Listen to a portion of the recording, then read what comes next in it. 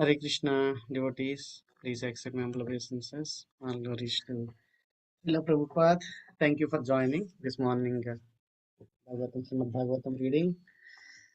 So we will read, let us offer prayers to the Parampara and then Srimad Bhagavatam. Om Ajnanatimirandasya Jnananjana Shalakaya Chakshurunmilitam Yena Tasmai Sri Guruve Namaha Sri Chaitanya Manobhishtam Stapitam Yena Bhutale Swayam Rupa Kadamayam Dadati Swapadantikam Vandeham Sri Guru Sri Utapadakammalam Sri Gurun Vaishnavamsha Sri Rupam Sagrajatam Sahagana Raghunathanvitam Tam Sajivam साद्वैतं सावधूतं परिजनसहितं कृष्णचैतन्यदेवं श्रीराधाकृष्णपादान् सहगना Lalita श्रीविशाखान्वितांश हे कृष्णकरुणा सिन्धु दीनबन्धु जगत्पते गोपेश गोपिकान्ता राधाकान्ता नमोऽस्तु ते तप्तकाञ्चन गौराङ्गी राधे वृन्दावनेश्वरी वृषभानुसुते देवी प्रणमामि हरिप्रिये वाञ्छाकल्पतरुभ्यश्च कृपासिन्धुभ्यैव च पतितानां पावनेभ्यो वैष्णवेभ्यो नमो नमः नमो ॐ विष्णुपादाय कृष्णपृष्ठाय भूतले श्रीमते भक्तिवेदान्तस्वामिनिति नामिने नमस्ते सारस्वते देवे गौरवाणी प्रचारिणि निर्विशेषा शून्यवादी पाश्चात्य देशतारिणि जय श्री कृष्ण चैतन्य प्रभु नित्यानंद श्री अद्वैता गदाधरा श्रीवासादि गौर भक्तवृंदा हरे कृष्णा कृष्णा कृष्णा हरे हरे हरे राम राम राम हरे हरे नारायणं नमस्कृत्य नरं चैव नरोत्तमं देवीं सरस्वतीं व्यासं ततो जयमुदीरयेत् शुश्रूषो श्रद्धदानस्य वासुदेवा कथारुचि स्यान्मात्स्य वया विप्रा पुण्यतीर्थानि सेवनात् शृण्वतां स्वकथा कृष्णा पुण्यश्रवणकीर्तना हृदयन्तस्थो हि अभद्राणि विदुनोति सुहृसतां नष्टप्रायेषु अभद्रेषु नित्यं भागवत सेवया भगवती उत्तमश्लोके भक्तिर्भवति नैष्टिकी तदा रजस्तमो भावा कामलोभादयश्च ये चेतयेतैरनाविद्धं स्थितं सत्त्वे प्रसीदति एवं प्रसन्नमनसो भगवद्भक्तियोगता भगवत्तत्त्वविज्ञानं मुक्तसङ्गसजायते विद्यते हृदयग्रन्थिश्छिद्यन्ते सर्वसंशया क्षीयन्ते शास्य कर्माणि दृष्ट एवात्मनेश्वरे ॐ नमो भगवते वासुदेवाय ॐ नमो भगवते वासुदेवाय ॐ नमो भगवते वासुदेवाय Thank you all once again for joining this morning Srimad Bhagavatam reading with all your kind prayers and blessings of Sri Sri Radha Shyam Sundar and Srila Prabhupada and with all of you, and then we will read this uh, verse from this great literature, Srimad Bhagavatam. So we are in third canto, chapter 10. Today's verse is verse 15. So the chapter titled as Divisions of Creation. So before we read the verse, I mean in this chapter in the beginning, Vidura was asking Maitreya about the creation, right? So then Maitreya Muni talks about how Brahma created the 14 planetary systems. So I mean Brahma is the one who created these 14 planetary systems from that lotus, right? So then why is that Brahma called secondary creator? I mean, of course, he himself says in the second canto, we will go there. But before that, even in this text 8, right? So he says that he Lord has given all the ingredients. When Lord Brahma entered that wall of the lotus, so then he created those divided that into three, and then he divided that same thing into 14 divisions, right? So that's how. I mean, he did not do anything something outside. So whatever Lord has given to him, he has done it, right? So even the Lord Brahma, as I was saying, admits that in the second canto to Narada, when Narada was asking, "My dear father, so what is the source of your knowledge and I mean, who is the under I mean, whom are you working? So, and I mean, is that all created by you alone, or is there somebody else above you?" right? To that, the Lord Brahma says, my dear boy, I mean, this is very wonderful question. So, I mean, one should know the ultimate truth, which is beyond me. One should not mistakenly think that I am the creator. If somebody does that, they are under illusion, right? So, I mean, Lord Brahma himself admits that. And then he says that in the, I think that is, I don't remember the chapter number.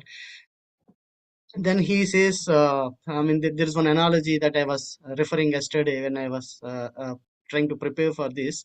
So I create this I mean, this whole thing, I mean, after the Lord's creation, when, as if when the sun is manifesting, you see all the, I mean, moon and all the other stars also twinkle, right? I mean, we see that there is a light coming from those stars and the moon and all.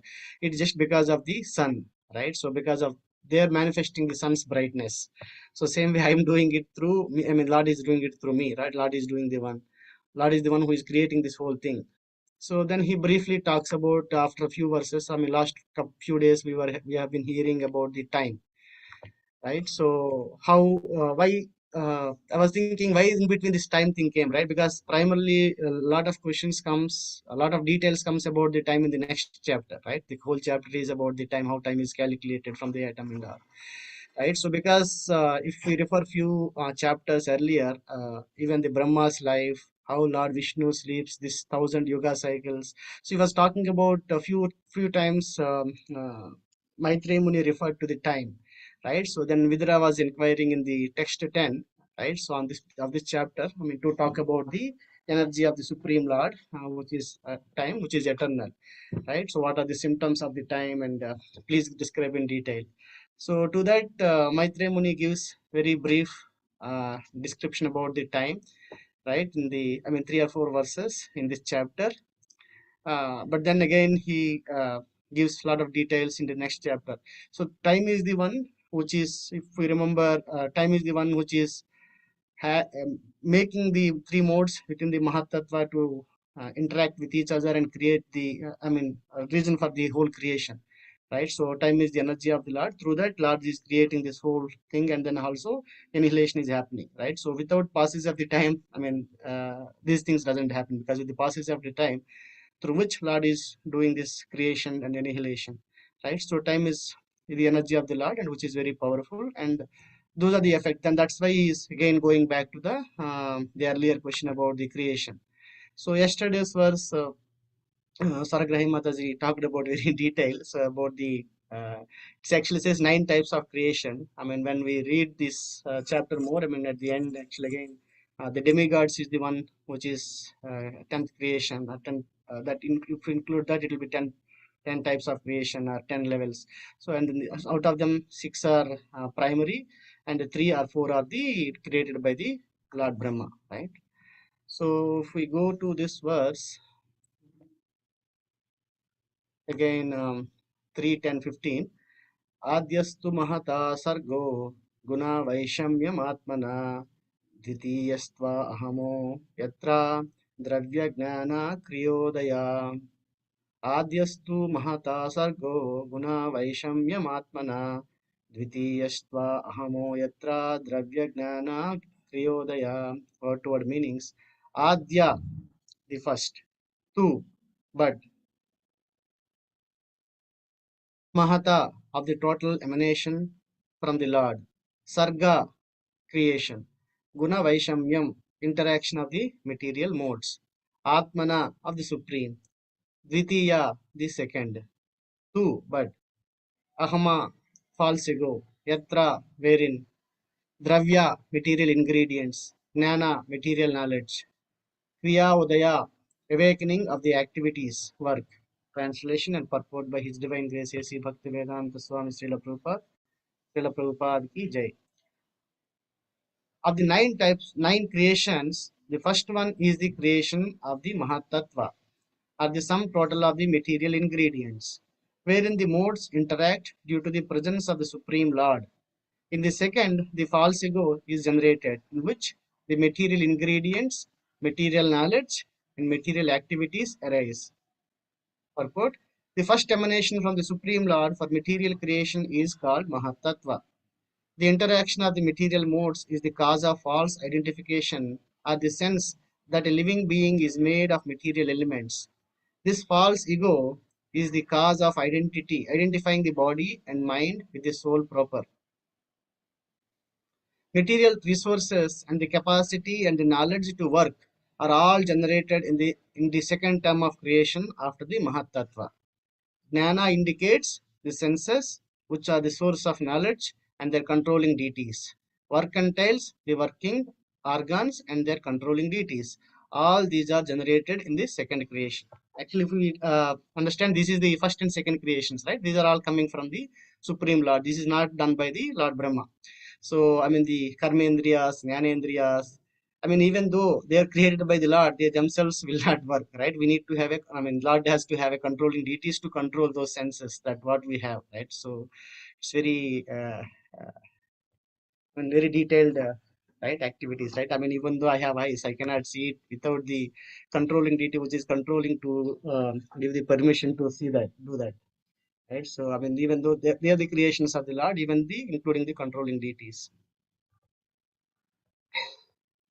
So, I mean, here, Mahatattva, I mean, which is the energy, I mean, which is the sum total of all the living entities, right?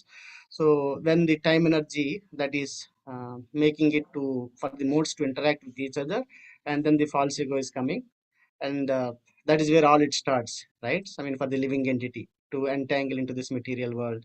So, until that time, it was in a sleeping state. So, but then it gets more and more entangled. If one tries to identify with that false ego.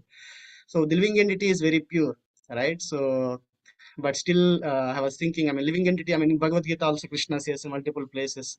So if the soul doesn't do anything, right? I mean, it's actually the modes of material nature does everything. But then it is the one, we are the one who are getting entangled, right? So, I mean, here, so I mean, I was just looking at the Bhagavad Gita, 14th, 5th chapter, 14th verse, right? So the living entity, I mean, there Krishna says directly, he does not induce people to act, and he does not create the fruits of action. So all of them are done by the modes of material nature. So then I can do, I mean, I'm not the one who is doing anything, right? So, but then the problem is that we are the one who are thinking that we are doing everything, right? So we are the we are the one who are thinking of, I mean, that the verse from the third chapter, 27th verse, Prakrite Krimanani Gune Karmani Sarvasha Ahankara Vimudatma Kartaham iti manyate. Right, so the soul is bewildering with the influence of this false ego, thinking himself is the doer.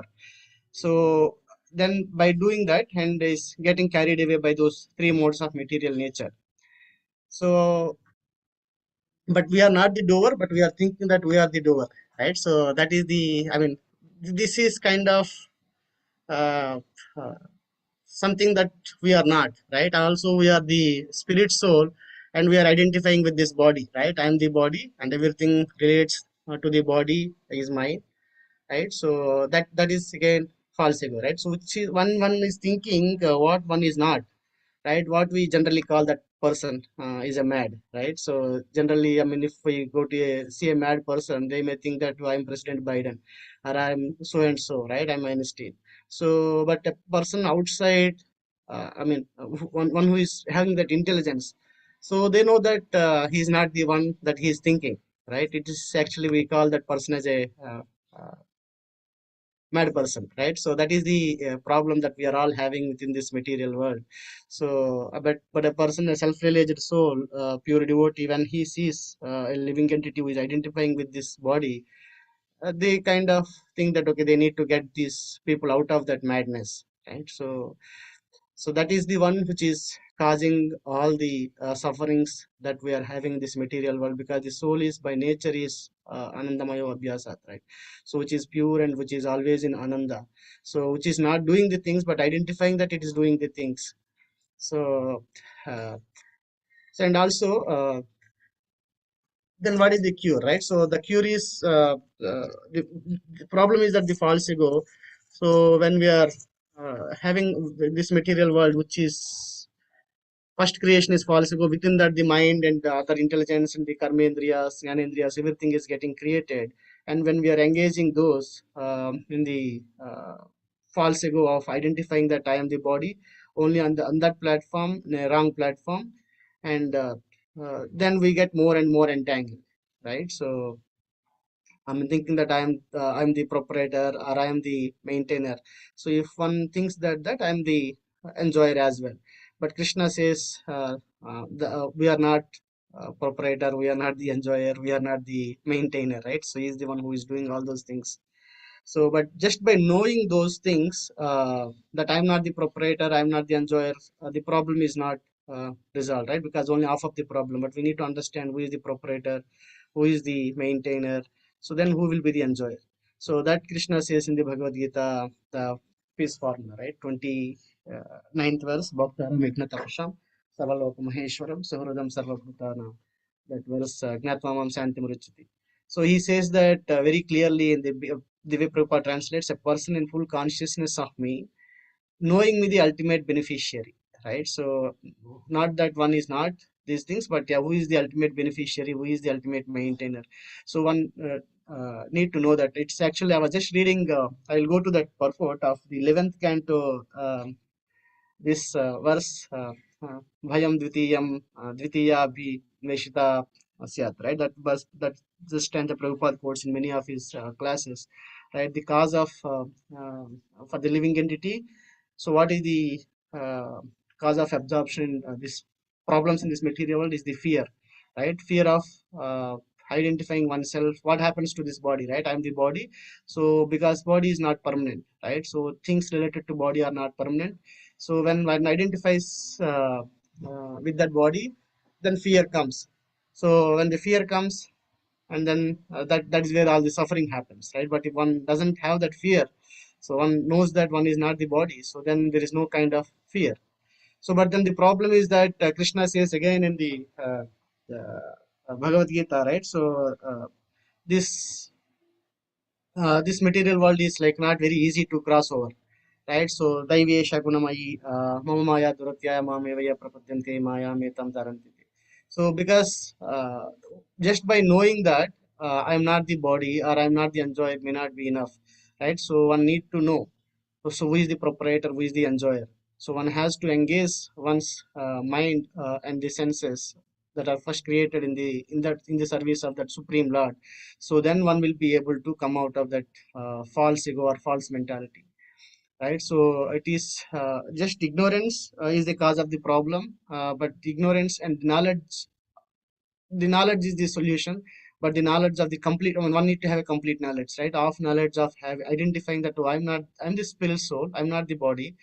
But then that is not good enough, right? So one has to engage who is the, what is the source of me, and who is the enjoyer, and who is the maintainer. So one, by knowing that, one will be able to engage one's uh, activities or one's abilities in that service. So one will be able to come out of that problem, because Krishna says in the Bhagavad Gita again, the mind is the one that is creating the problem, right? So because that is what it is entangling more and more us in this material world and having increasing our false ego. But then the same mind will be able to help us, right? So if we engage that in the service of the Supreme Lord. So, so I was just thinking this purport. Let me open this of things.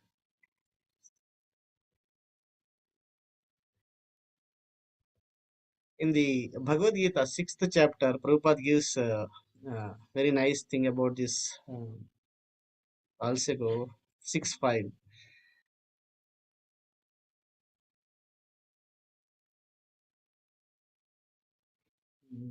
I'll read from beginning. I didn't note down. The word Atma denotes body, mind, and soul, depending upon the different circumstances. In the yoga system, the mind and the conditioned soul are especially important. Since the mind is the central point of yoga practice, Atma refers here to the mind. The purpose of the yoga system is to control the mind and draw it away from the attachment of sense objects. It is stressed herein that the mind must be so trained that it can deliver the conditioned soul from the mire of nescience. right? So it is stated herein that the mind must be so trained that it can deliver the conditioned soul from the mire of misery. Same mind is actually creating us problem, but the same mind can help us to come out of this situation.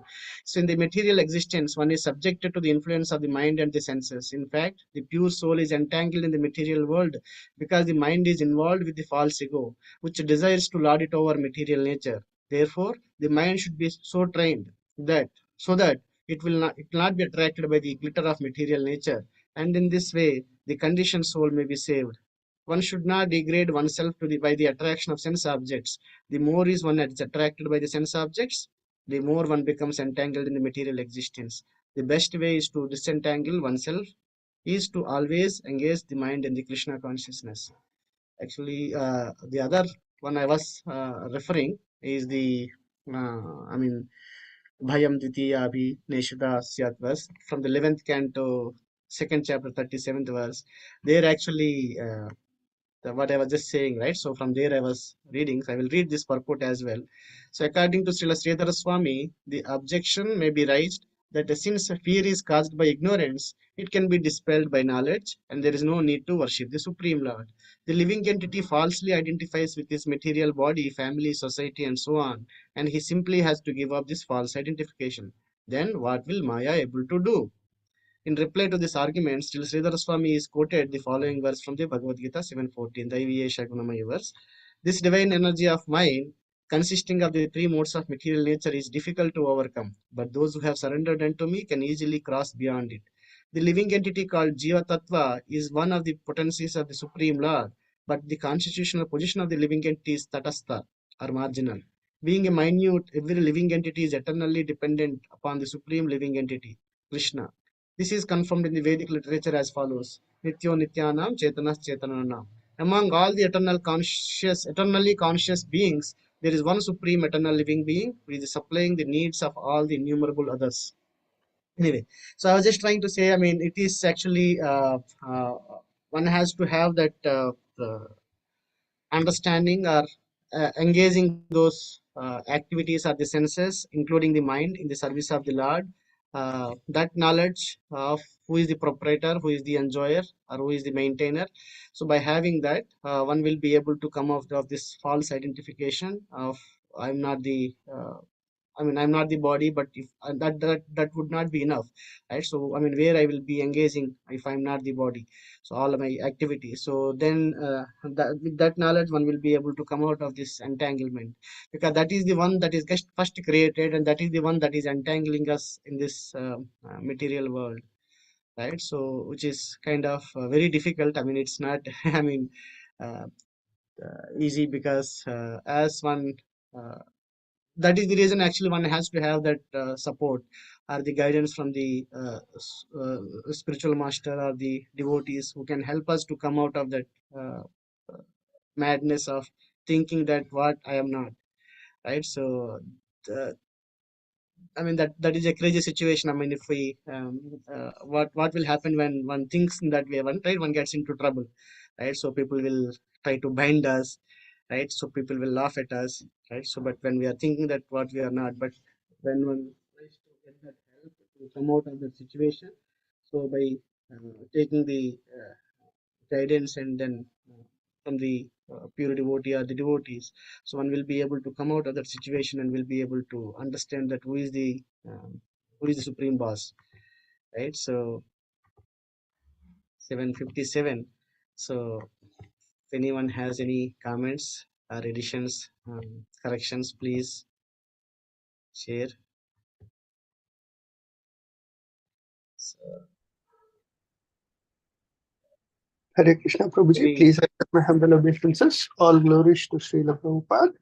please Prabhuji, accept my wonderful, wonderful class, though impromptu, so nicely done. My thoughts go on to that verse that you quoted, Daivi Heshi Gunamayi Mama Maya Duratraya. So uh, it's so many times it is said, we have to transcend, but, what is the meaning of transcending? There's so many things for which we can give examples, and even when you say, oh, Prabhupada has transcended, it really, like there is no way of understanding it or relating to it. So it will be nice if you can speak a little more on that, Prabhuji. I think first thing when you said Prabhu, I was just thinking, so you're adding to my false ego that I did a good job. Right? So anyway, No, Prabhuji, it is yeah, service, correct? right, Service will right. not add to ego, Prabhuji, false ego. Thank you, Prabhu.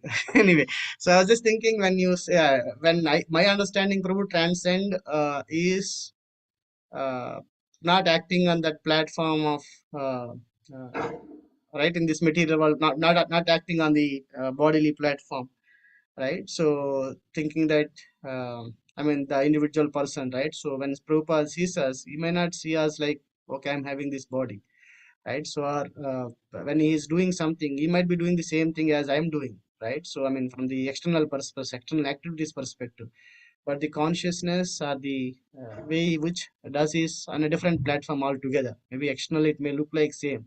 So I don't know if you are looking for that something like that, or I'm sure you understand this. But yeah, transcend means not acting on the be, I mean on the false ego platform, but on acting on a real ego platform, right? So engaging, I mean the same activities he is doing it, but he is doing for the pleasure of the Lord, right? So he understands that he's not the body, and he's transcending these material modes, right? He's acting beyond those modes. So that is my understanding, Praveen, briefly. So maybe others can share, or if Thank you're you, thinking Prabhuji. something, maybe you can share too. So maybe from what perspective asking that. So Thank you, Prabhuji. Actually, it helps. When you say this, two other verses come to my mind. These two verses again in Bhagavad Gita are back to back. One is Patram Pushpam Padantoyam, and then the next one is I forget the beginning of it. The very next verse.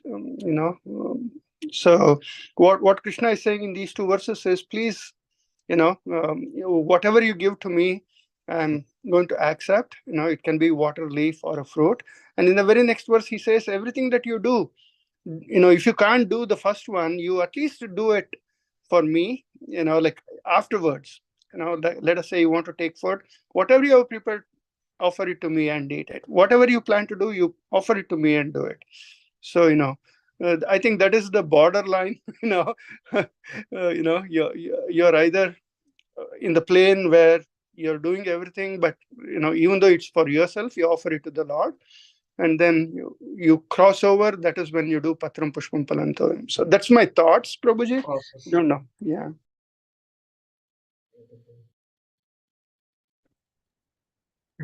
Hare Krishna, Prabhu, please accept my humble obeisances too. All glories to Guru Maharaj Srila Prabhupada. Hare Krishna, I just want please to accept humble appreciate obeisances. just very nice class, Prabhu, and very nice discussion with Radha Kunjavari Prabhu. Very wonderful. Thank you so much. Hare Krishna. Please bless me, Mataji. So Hare Krishna. You are the continue to this service. maintainer of this Bhagavatam class, Prabhu. You are the top. Hare Krishna.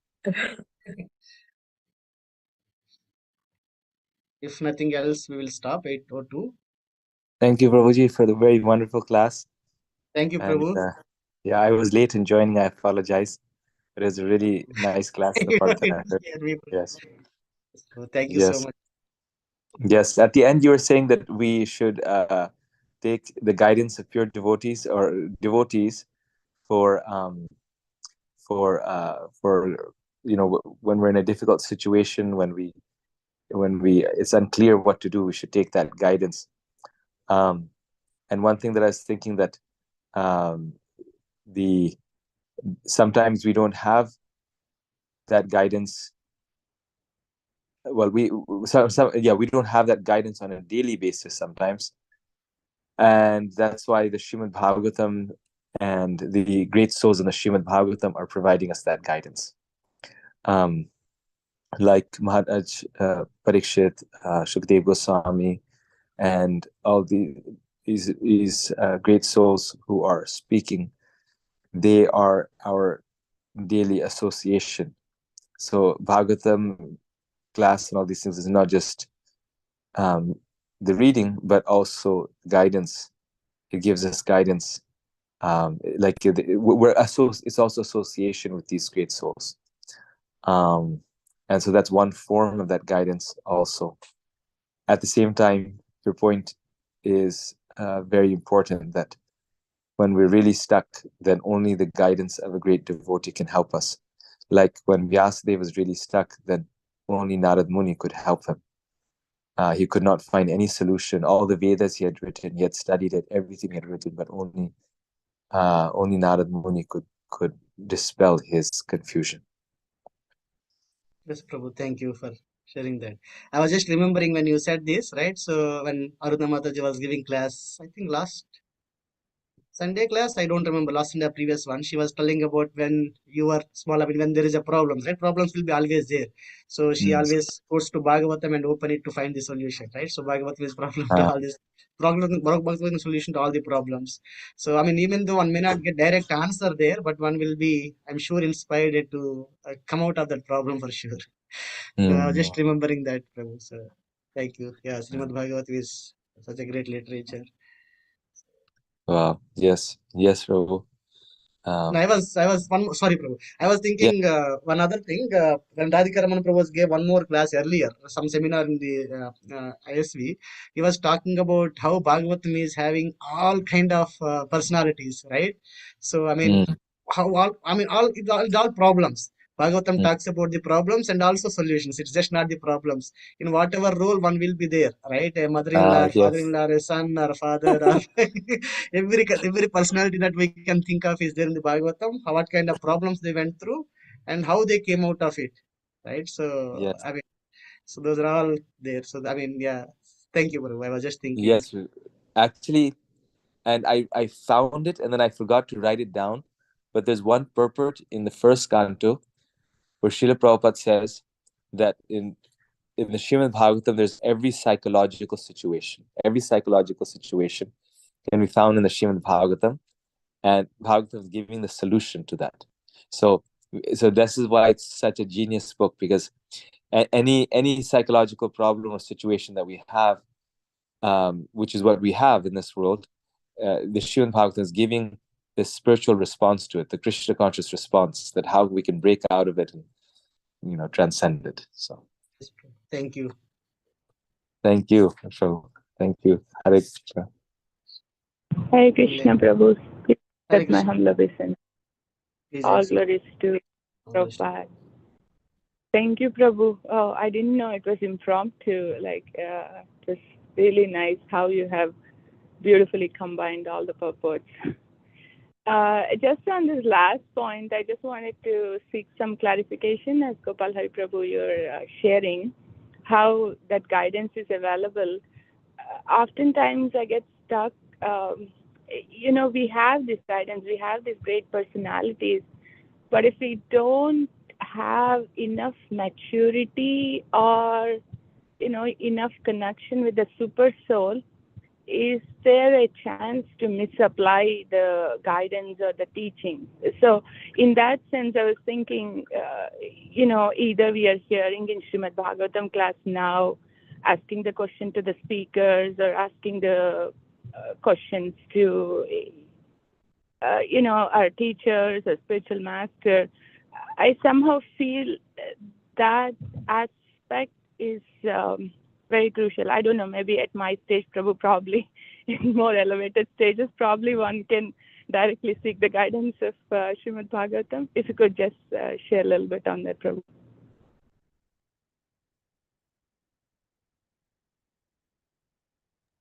Shrikant, you can go first. Yeah. Yes. No. So I was thinking, Prabhu, I agree what Mataji was saying, right? So it's, Bhagavatam has, of course, the Prabhupada purports are there, right? So it's not just the Srimad Bhagavatam itself. If one has to have that open mind to understand, but I'm sure everybody is not same, right? So otherwise, then there's no kind of conflicts. right? I mean, even the basic kind of conflicts that I was hearing yesterday one class, right? What is the source of the soul, right? So where the soul came from, and what is the source? I mean, how the bhakti comes for the living entity, right? Is it from a devotee Yes. or is it really in there? I mean, those things are there in the scriptures, but one may not be able to understand. I mean, I'm not talking about the problems, but these are the different kind of challenges. So one will not get just by reading or because the scriptures are vast, and I mean, one has to have a living personality to help us to clear those challenges when one goes through. I mean, the a correct example that you gave is the Vyasdev. So I was just thinking about, I mean, I know Vyasdev knows everything, but he has to have a guru to when he got stuck. But maybe on a daily basis, it's based on the one's maturity. But one need to have that on daily basis. I'm sure one. I mean, the way you started, Prabhu, one will not be able to get the guidance on a. I mean, step by on a every moment, right? So that is when, I mean, of course, Bhagavatam is always with us. We'll be able to read through, and Prabhupada is with us through his purports. But yeah, when the thing comes, I mean, of course, one has to have the help from the living personality, right? So that's what I was. Yes, yes, Prabhu. No, I think that's a really nice comment, and I agree with it. Yeah, like it's the Bhagavatam's guidance is the daily purification, which purifies our consciousness, so that we can. I think that's what you're saying, Prabhu. That so that we can see things rightly, so that we can have the right consciousness or approach, find the right answers. And the spiritual master's guidance is more immediate and specific. Like, we have a problem, we cannot solve it, and we need that guidance. And our mind, like Mataji, like you're saying, like we're not advanced enough to just connect with the super soul. Then the spiritual master will be that super soul and give us that clear instruction. But in order to accept his instruction, in order to have the strength to follow his instruction, we need that purification of heart and the clarity of consciousness. And that we get from the Srimad Bhagavatam. So both are equally important, because we can have one, but not be able to take advantage of it. We may have the perfect guidance. And like you see, many devotees get that perfect guidance, but we don't have the strength, the desire to fulfill that guidance, to act on it. On the other hand, we have the purity, maybe the practice, the desire, but then we don't have guidance, because we're not able to understand. We need still the spiritual master to tell us, no, this is the right thing in this situation. So yeah, so I think both things are connected. Wow, so beautiful. Thank you so much, Prabhu. Yeah. Very beautiful that you put it that purport. First and Bhagavata, Bhagavata, Srila Prabhupada writes in one to seven. Very beautiful. Thank you so much, Prabhu. I'm so glad I asked this question to clarify the guidance. Thank you. Thank you. So it's such a nice discussion, Just did I hear Sandhya Mataji or somebody speak? Mataji, if you're speaking, go ahead, Mataji. No, Hare Krishna, please go ahead, Prabhu, please go ahead. I will wait. I had one thing.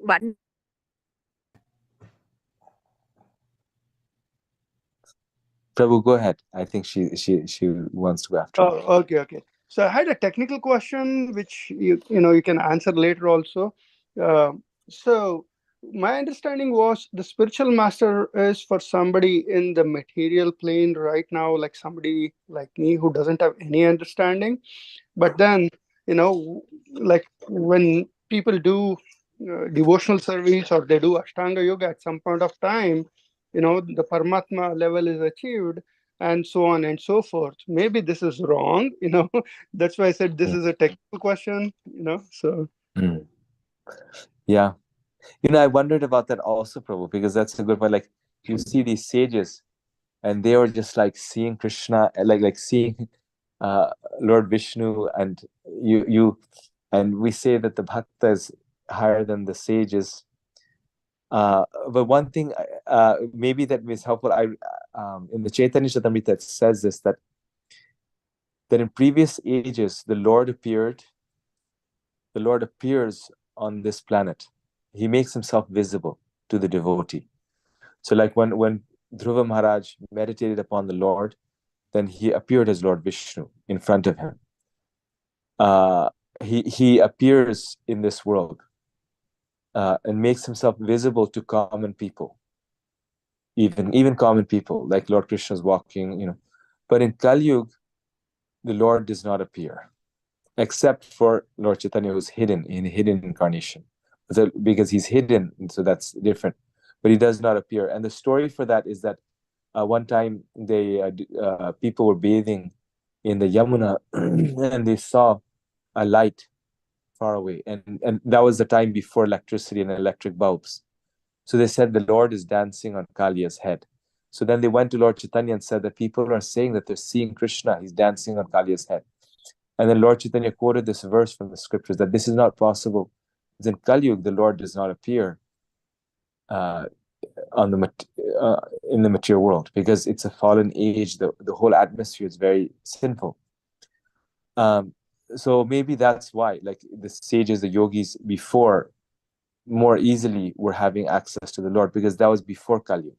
Now in Kali Yuga, we have access to Krishna through the holy name and all these, and very equally in a very potent way, but that darshan aspect is not there of seeing the Lord within the heart or externally, because it's just those sages were so much more purified. Like they weren't as devotional, but like the Kumaras, they're very purified in heart. So the moment they smelled the tulsi leaf, they became perfectly pure. So it may be that that the age has something to do with it. Like it's Kali Yuga, and that's why we are not seeing the Lord as easily. Thank you so much, Prabhuji. Thank you so much. And thank you, Sanjay Mataji. Sorry, I interrupted you. Not at all, Prabhu, not at all. Mine was a very minor point. I mean, extending Prabhu's answer to that Amritagali question, that it is so the Ritvik school of thought. I was like so happy that it didn't gain much popularity, and we have so many spiritual masters, Srila Prabhupada's disciples and grand disciples, and it is a living guru. Contact with the disciplic succession in the form of a living spiritual master. It is still, I mean, it's the most important thing, I feel.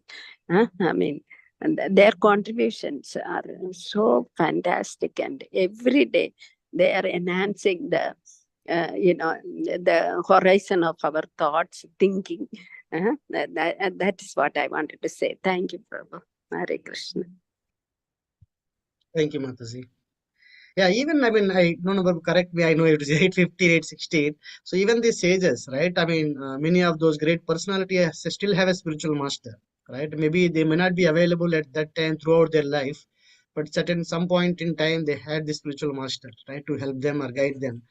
So maybe they're very matured, so they may not need guidance on a day-to-day basis, right? So somebody who is very matured, they may need guidance once in a while, right? So that's what I was thinking, Prabhu, because even Prabhupada says the relationship between the guru and the disciple is eternal, right? It's not going to end only after certain time.